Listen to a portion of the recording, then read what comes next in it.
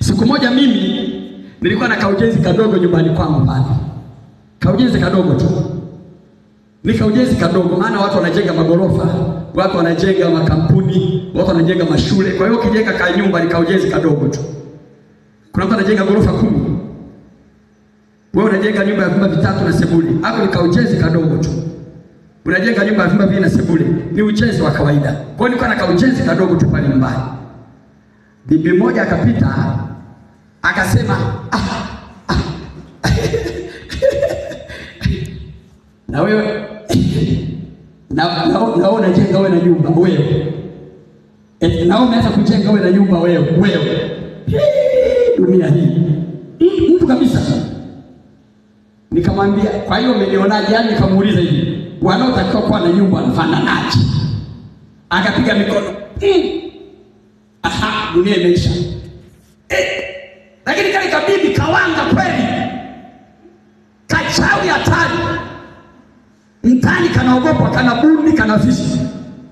Saa 2 mafundi bado sikio walikuwa wanamwaga lenta.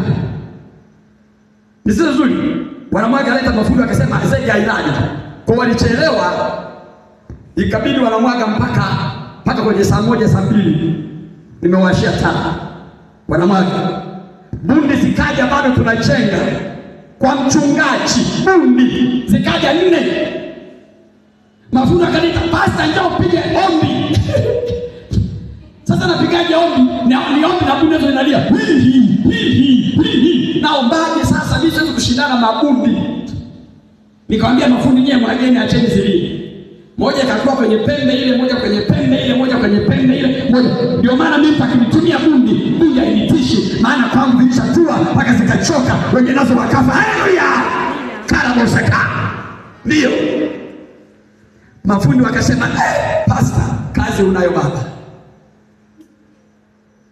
Lakini ukiangalia eneo lile, ni eneo ambalo wanakaa watu ambao wana uwezo. Unaweza kujiuliza mchawi katikati hao wenye hela ni nani?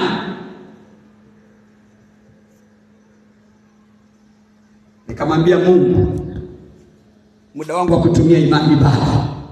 Yesu alimwambia baba yake Maria, akasema, "Mama, saa yangu bado." Wewe usitoka kurupuka tu, umesikia kundi linalia nje au nyau. Na ukaanza shindwa, usishindane na sauti ya mchawi. Acha alie mpaka mwisho. Mwacha alie. Akimaliza kulia yeye, anza wewe zamu yako sasa. Mwambie umelia sana, ya tosha. Umelaani sana, ya tosha. Kama ulikuwa unanyonga vitu kwa sauti yako, ya tosha. Sasa nakuua. Ufe kwa jina la Yesu. Sio analia na wewe unaomba. Amsikilizani hapo. Kwa sababu Mungu naye ana nafasi ya kusikiliza maneno ya wale viumbe. Kila kiumbe kina sauti. Na kila sauti duniani ina maana. Ndio maana wewe gari haijawekewa sauti ya kwambia pisha njiani. Imewekwa tu toni inasema pip. Ukisikia tu pip unakimbia mwenyewe. Maana yake gari inakwambia nipishe. Haleluya. Lakini unaona maeneo mengine ukienda unakuta mbwa. Ukisogea unafanya maana usifike hapo. Wewe mwenyewe unaogopa, mbwa ameshaniona, anabweka. Anasema nisiingie. Unamwambia wale, "Fungieni mbwa yenu niingie." Usije kuwa unaelewa maana, ungekuwa unaenda tu hivi, huyu mbwa anafanya kitu gani? Akibweka unajua huyu ni mkali, anaweza kung'ata mtu. Naona paka, wafuga paka wananielewa. Paka akiwa na njaa nyumbani, anakuwa analia kwa mwenye naye. Anajilembua, ananyanyua mkia na kupaka paka namna hiyo. Ila ukimkanyaga akasirika, akaumia, analia wow. Naona ndio tofauti. Unajua huyu paka amekasirika. Naona alivyolia. Ana hasira, anaweza kung'ata mtu. Naona akiona adui halipa kulemba nyao, anavimba. Kila kiumbe naona kinalia wow. Kinavimbisha mkia. Maana kilipo tayari kwa mapambano. Kwa nini wewe usitambue sauti? Kwa hiyo Mungu naye anakuwa anataka asikie. Huyo paka analia, anaongea lugha gani? Maana ndiye mtume. Maana Mungu naye ndiye ameweka sauti ndani ya viumbe vyote.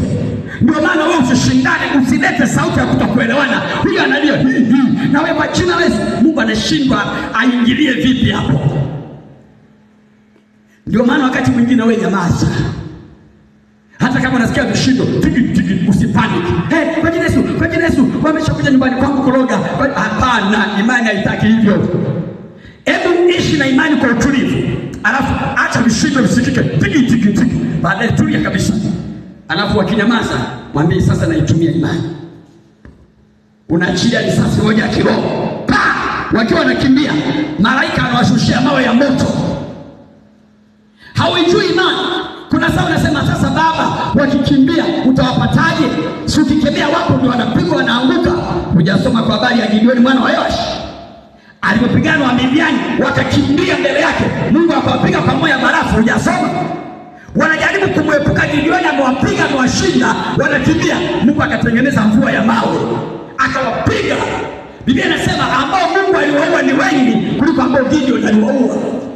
Kwa hiyo ambao Mungu atawaua wakiwa wamekimbia, wamewanga wamelala, wameloga wamelala, wameruiza wamelala, ukamwambia Baba wapige, ambao Mungu anaua ni wengi kuliko ambao wewe unawafeka kwenye Mungu wa roho. Kama unaelewa sema amen. Haleluya, haleluya. Usipaniki. Amekwendea kwa mganga, utafunga biashara, hilo kanisa litaisha, wataisha wao. Kama napenda Bwana Yesu sema amina. Walishakuja kuvunja chungu njiani hapo. Nasema aliyevunja chungu hapo njiani hapo, ingilia hapo, atakufa huu mwaka hujaisha. Yaani mimi avunje chungu, avunje mtungi, avunje nazi, avunje kengele, avunje yai, avunje nini, unishinde kwa jina la Yesu. Kuna mtu akikuta amemvunjia nazi mlangoni, havuki. Yaani unakuta nazi imepasuliwa mlangoni na mayai manne, alafu wameandika maandishi mekundu, alafu wameweka na vitambaa mekundu meusi. Mtu atoki ndani, haki ya Baba. Atoki ndani. Anakuwa anapiga simu, Baba siwezi kuvuka kabisa, kuna damu hapa, kuna mayai hapa.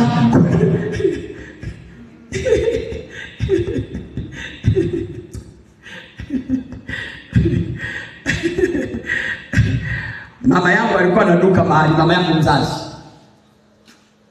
Ameuza, nimemuombea kwanza, alikuwa auzi, nikaenda nikamfanyia maombi pale. Nikamwonyesha tu nguvu ya kinabii. Asa mwanangu wewe nabii, uje hapa angalau upite hapa niuze. Nikaenda, nikamfanyia maombi pale, akaanza kuuza. Walipoona ameuza, wakaja mazima. Usiku mmoja wakaja, sijui alichinja ng'ombe, sijui ni mbuzi. Yaani damu alijaza kibarazani. Damu. Wakipita ninazo mpaka leo. Ukitaka nitakuonyesha. Wakajaza damu kwenye mlango wa duka nje. Damu wamechinja, wamejaza. Sio damu ya kupaka, yaani damu unakanyaga hivi damu. Watu wakajaa lile eneo, wananchi wakaja kuona tukio la ajabu. Sababu duka liko barabarani. Wameweka na karatasi na nyama ziko pale tu za ng'ombe wameweka pale. Bibi alipofika pale akashindwa kuingia. Akasema Mungu wangu, sasa yuko tu basi shinda. Sasa ushinda, mali iko ndani ya duka, utaingiaje sasa? Anasema tu mimi hamniwezi. Hiyo itishi shetani. Shetani anataka, Mungu anawaambia msilie wala msiogope. Imani nawaambia wana wa Israeli, ingieni katikati ya bahari ya Shamu. Nikaiona ile damu kama bahari ya mauti. Nikawaambia wale watu wamejaa, wako pale, mpaka bodaboda wamejaa pikipiki kama vile ameoa mtu. Watu washindwa kuelewa. Yaani ni mimi kiko pale. Halo, nikaenda mwanaume wa Yesu Kristo. Nikakanyaga. Watu wanasema huyu baba anachana nini? Kwa sababu unajua pale katikati na wachawi wao. Wanasema angeleta mganga atengue kwanza. Atengue nini? Yesu anasema kila silaha itakayofanyika haitafanikiwa. Haleluya. Ndio maana walipasulia sisi hapo chungu, akamwaga na madawa kedekede, mimi nikakanyaga na gari, nikawa napita na ingia kanisani. Paka yakasagika, paka yakaisha. Haya, tumekufa. Tumelani. Tumeacha kuabudu. Subiri kitakachowapata. Yaani aliyechoka akafanya hivi, bado dawa yake inachemka, siku zake hazikamilika. Zikikamilika zile siku ambazo naombea hicho kitu alichofanya, ataona. Nikaingia nikakanyaga ile madamu. Tena nilipokuwa mshenzi nikavua viatu, nikakanyaga kwa nyayo za miguu, kwa sababu chini ya damu ya miguu yangu iko mamlaka ya damu ya Yesu. Anasema akawapatia mamlaka kukanyaga nyoka na nge. Kama tunakanyaga nyoka, vipi damu? Kama tunakanyaga nge, vipi damu ambayo mchawi amechinja kafara ili azuie biashara? Nikamwambia mama, tulia hapo, ulizaa lungu la Mungu la vita, acha nikusafishie hapa. Damu inanuka eneo lote. Nikachukua maji nikamwaga pale, ninakanyaga kwa nyayo za miguu. Nikachukua fagio nikafagia ile damu, nikachukua maji nikamwaga, nikachukua chumvi asili ya mema nikaweka pale, nikasafisha. Alafu nikasema leo ndio utauza kuliko siku zote. Na hiyo siku ndio mama aliuza mpaka vitu dukani vikataka kuisha, na hajawahi kufa.